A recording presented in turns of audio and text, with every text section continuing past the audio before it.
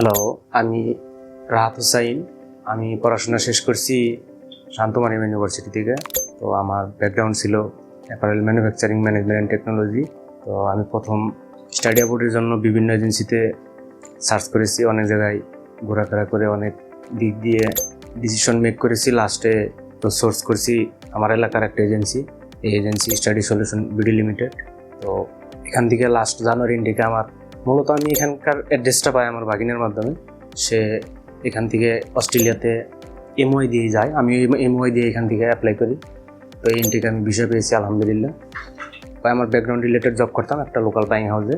তো ওখানে চাকরিরত অবস্থায় এখানে যোগাযোগ করি। আমার কাউন্সিলর ছিলেন বক্তিয়ার ভাই। ক্রেডিবিলিটি ইন্টারভিউর জন্য প্রস্তুতি নিতে হয়েছে, সেক্ষেত্রে আমার হেল্প করছে এখানকার একজন টিচার মেহনাজ আপু। সব দিক দিয়ে এখানকার সাপোর্ট, এখানকার সমস্ত প্রসেস প্রক্রিয়া যাই বলবো, সবগুলো বিষয় অনেক লয়াল অ্যান্ড রেসপন্সিবল পার্সন সবগুলো মানুষ। সবার প্রতি আমি অনেক কৃতজ্ঞ। খুব ইজিয়েস্ট ওয়েতে আমি বিষয়টা পেয়েছি। সকলের কাছে, এখানকার সকলের কাছে আমি কৃতজ্ঞ।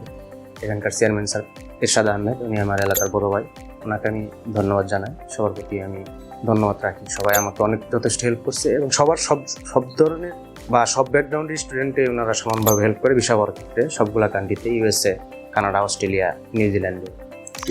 স্পেশালি ইউকের জন্য ওনারা বেশি সাপোর্টিভ হয়ে থাকে। তো ইউকের বিষয়গুলো ম্যাক্সিমাম স্টুডেন্টের ইউকে বিয়া ইন্টারভিউ ছাড়া হয়েছে, পাশাপাশি আমারটাও হয়েছে।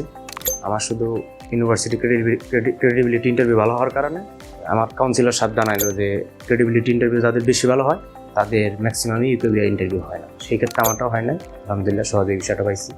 তো সবাই আমি অনেক ধন্যবাদ জানাই। তো যাদের ইচ্ছা আছে স্টাডি অ্যাবোর্ডের জন্য তারা আসতে পারেন, ভালো এসে দেখেন, তারপরে নিজের কোয়ালিফিকেশন, ডকুমেন্টস সব কিছুর সাথে অ্যানালাইসিস করেন, দেখেন যদি ভালো লাগে ওনাদের সাপোর্ট নিতে পারেন। আশা করি ভালো হবে। ঠিক আছে, ভালো থাকবেন সবাই। সকলের প্রতি সালাম রাখি।